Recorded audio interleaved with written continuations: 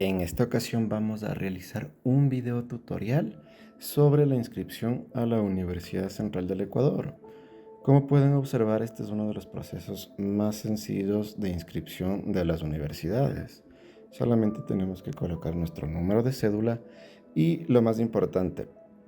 una noción de un correo el cual sepamos que nunca va a estar cubierto de spam y que siempre va a estar disponible.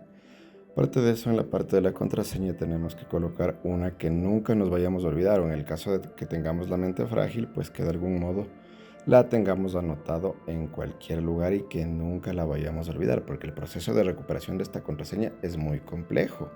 Aparte de este proceso, nosotros en nuestros canales de TikTok tenemos procesos de inscripción realizados en vivo en nuestras clases con los estudiantes, para que así puedas corroborar que este es uno de los procesos más sencillos de inscripción y que no hay como perderse, es muy intuitivo.